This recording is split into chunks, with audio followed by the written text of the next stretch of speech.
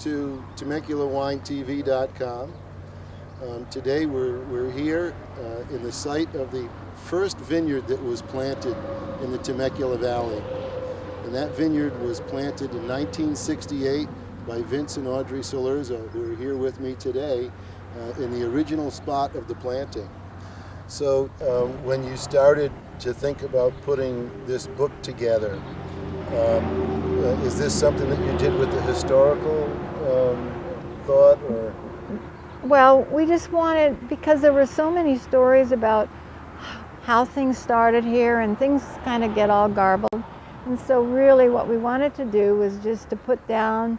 The publisher came the publisher came to us, and they always write historical books. It's Arcadia Publishing, and so we wanted to make sure that we put in print our memories the way we remembered them, step by step, and that's really what it is. And the pictures are, Vince took 99% of the pictures, and they're pictures of us as we grew from just owning 100 acres of land to having a vineyard to having a winery, and then at the end it tells about how many wineries have grown here and how we have wineries, and there's more wineries coming in all the time.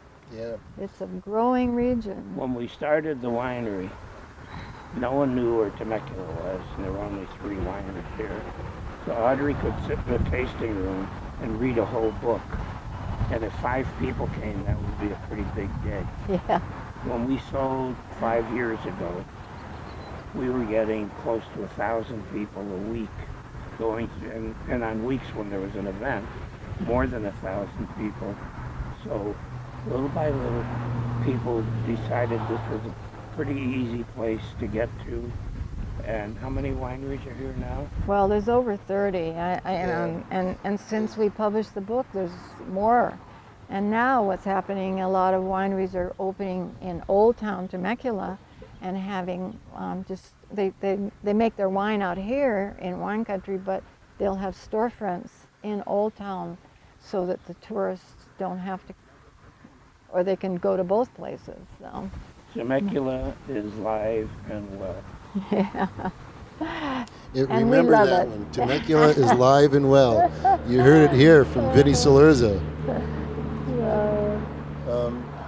Yeah, with the tasting rooms that are happening in Old Town and the wineries that are out here, and of course,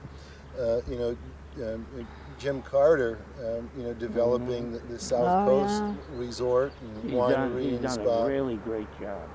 Yeah, and winning the Golden Bear.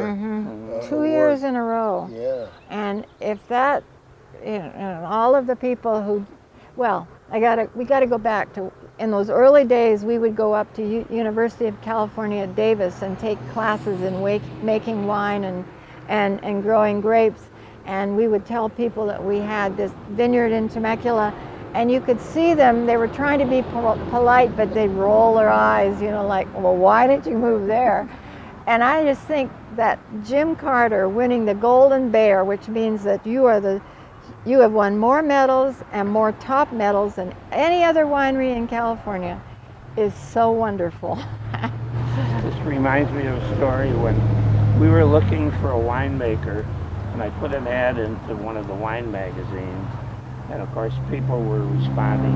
And one guy, a winemaker from Napa, called down, and we started talking about, and he wanted to know where the winery was.